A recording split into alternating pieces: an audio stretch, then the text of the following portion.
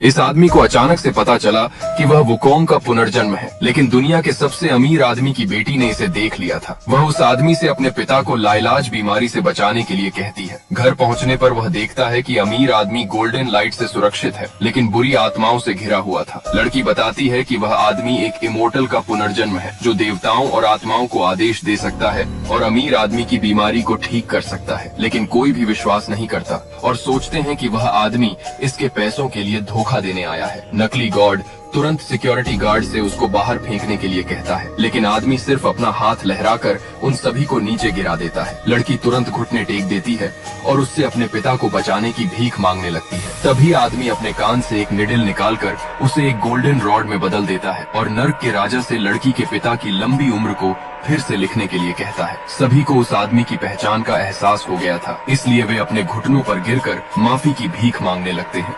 इस आदमी ने अपने कान से एक छड़ी निकाली, जो अगले ही पल वुकोंग के जिन गुबैंग में बदल गया। उसी समय ग्रेट सेज भी वापस आ गया। फिर पता चला कि 500 साल पहले जब वुकोंग अपने भाई को लाने हेवनली पैलेस में गया था, जेड एम्परर उनको हथेली से कुचलना चाहता था, लेकिन वुकोंग ने अपने मैजिक से उसे रोक दिया और उसके हथेली को तोड़ दिया। लेकिन उसके मास्टर और भाई गंभीर रूप से घायल हो गए, इसलिए वुकोंग ने लड़ाई बंद कर दिया और उनके जीवन के बदले अपनी मर्जी से पुनर्जन्म में चला गया। 500 साल बाद यह आदमी वुकोंग का पुनर्जन्म है। उसे अपनी छोटी बहन के इलाज के लिए पैसे कमाने के लिए बंदर की एक्टिंग करनी पड़ी। हॉस्पिटल में बुरी औरत ने इंश्योरेंस के पैसे के लिए उसकी बहन का ऑक्सीजन मास्क उतार दिया। सौभाग्य से वह आदमी समय पर पहुंच गया, लेकिन बुरी औरत के बॉडीगार्ड ने उसे पीट दिया। वह जैसे ही जमीन पर गिरा, उसके जिन गुबैंग ने उसकी याददाश्त जगा दी। नर्क से अपनी छोटी बहन के सोल को बॉडी में वापस लाने के लिए उसने तुरंत वुकोंग की पहचान का इस्तेमाल किया। फिर उसने बुरी औरत का गला पकड़कर अपनी छोटी बहन का बदला लिया। राजा ने तलवार निकालने की प्रतियोगिता रखी। जो कोई भी तलवार निकालेगा उसका एक सुंदर राजकुमारी से शादी होगा। एक जादूगर जिसने 100 वर्षों तक अभ्यास किया था उसे चुनौती देने आया। सभी ने सोचा कि केवल एक जादूगर ही तलवार निकाल सकता है। उसने तुरंत अपना मैजिक एक्टिवेट कर लिया। जब वह तलवार से केवल 3 कदम दूर था, आदमी ने उसे रुकने की सलाह दी, नहीं तो वह तुरंत मर जाएगा। लेकिन जादूगर ने उसे एक साधारण आदमी समझा और नजरअंदाज कर दिया। जब उसने अगला कदम उठाया तो वह तलवार की ऊर्जा से हिल गया। सभी ने सोचा कि कोई भी तलवार नहीं निकाल सकता।